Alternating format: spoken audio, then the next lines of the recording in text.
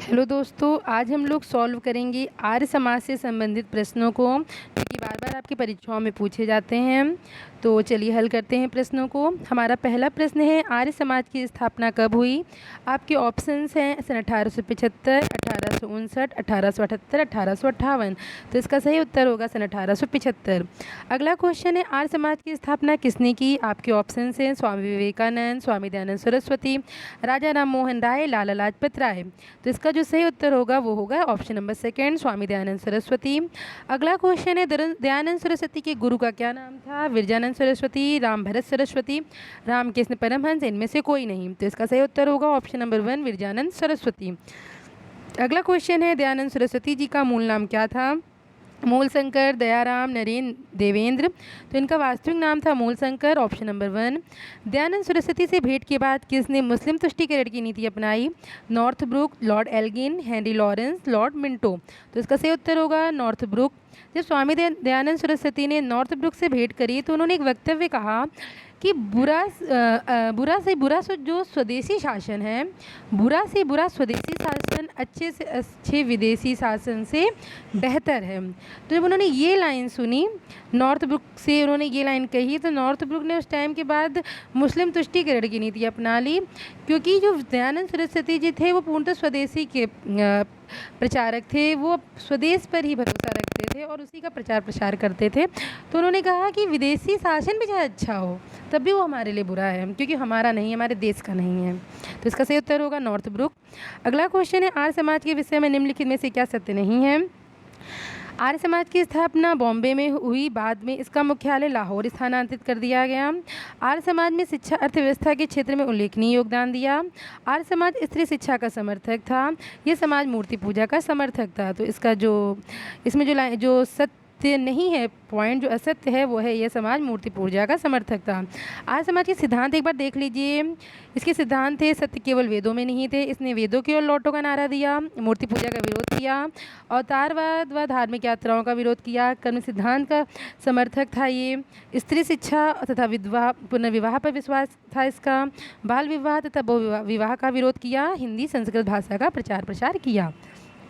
अगला क्वेश्चन है, गुरुकुल कांगड़ी की स्थापना किसके द्वारा की गई? आपके ऑप्शंस हैं लाला हंसराज तथा लाला लाजपत राय, स्वामी श्रद्धानंद तथा लेखराम, लाला लाजपत राय एवं स्वामी श्रद्धानंद की लेखराम तथा लाला हंसराज। तो इसका जो सही उत्तर होगा वो होगा स्वामी श्रद्धानंद तथा लेखराम। जो आर्य समाज है वो शिक्षा किस पद्धति में दी जाए? शिक्षा का कहते हैं मीडियम, मतलब शिक्षा का जो तरीका होना चाहिए वो कौन सा होना चाहिए? पाश्चात्य की पश्चिमी शिक्षा को हम अपनाएं, इसको लेकर के दो भागों में बट गया, जिसके तहत एक जो धड़ा था वो समर्थक था कि शिक्षा का जो मतलब जो शिक्षा है वो प्राच्य शिक्षा पद्धति होनी चाहिए। शिक्षा की जो पद्धति है वो प्राच्य होनी चाहिए, जो पहले से प्रचलित में है हमारी भारतीय शिक्षा पद्धति, हिंदू शिक्षा पद्धति होनी चाहिए। और जो एक जो धड़ा समर्थक था वो समर्थक था कि जो शिक्षा की पद्धति है वो अंग्रेजी होनी चाहिए। अंग्रेज मतलब कि पश्चिमी जो शिक्षा प्रणाली है, अंग्रेजी मीन की जो पश्चिमी शिक्षा प्रणाली है जिसको अंग्रेज पढ़ते थे वैसी होनी चाहिए। तो इसको लेकर के ये दो भागों में बट जाएगा। और 1886 में वेदांता मूवमेंट प्रारंभ हो जाएगा, एंग्लो वेदांता मूवमेंट, वेदांता नहीं एंग्लो वेदांता मूवमेंट प्रारंभ हो जाएगा।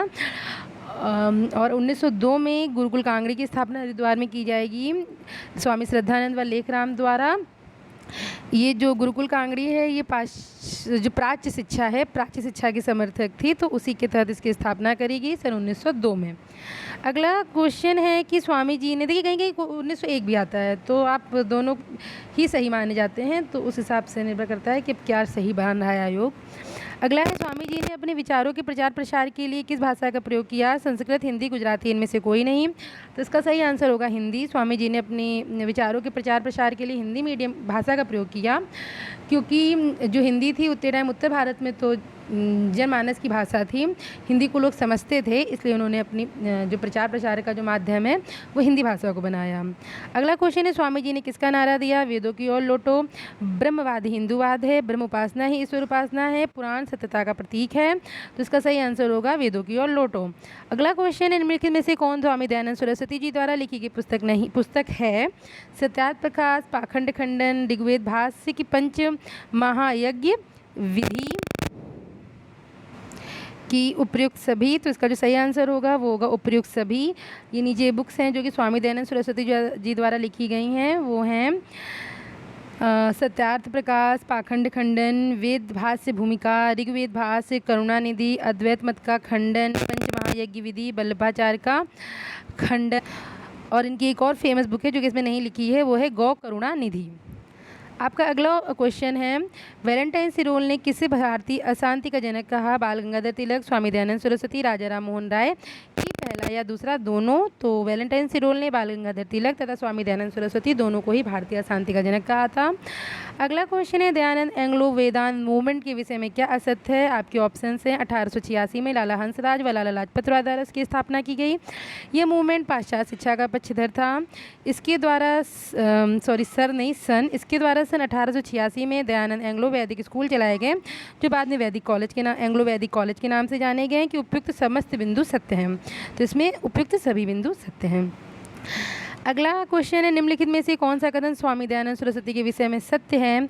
उनके बचपन का मूल नाम मूलशंकर था। उन्होंने मात्र वेदों को ही प्रमाणिक माना। उन्होंने हरिद्वार में पाखंड खंडनी पताका फहराई। इनकी मृत्यु अतिसार रोग से हुई। कि उपयुक्त सभी बिंदु सत्य हैं। तो इसमें उपयुक्त सभी बिंदु सत्य हैं।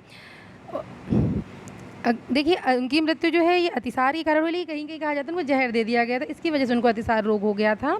तो टोटल मिला के जो मृत्यु है वो अतिसार रोग से हुई थी। तो हम यही मानते हैं कि उनकी मृत्यु अतिसार रोग से हो गई थी। अगला क्वेश्चन है, स्वामी दयानंद सरस्वती का मूल शंकर नाम किसने दिया था? मतलब स्वामी दयानंद सरस्वती को मूल शंकर नाम किसने दिया था?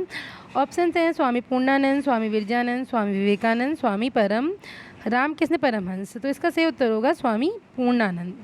अगला क्वेश्चन है, और स्वामी पूर्णानंद ने ही इनको संन्यास की शिक्षा दी। तो कभी क्वेश्चन आ जाए कि स्वामी दयानंद सरस्वती को संन्यास की शिक्षा किसने दी? तो वो शिक्षा दी थी पूर्णानंद जी ने। अगला क्वेश्चन है, निम्नलिखित में से कौन सा कथन स्वामी दयानंद सरस्वती के विषय में सत्य है? वे पहले थे जिन्होंने स्वदेशी का प्रचार किया। हिंदी को राष्ट्र भाषा बनाने के पक्षधर थे। उन्होंने सत्यार्थ प्रकाश का अनुवाद हिंदी भाषा में किया।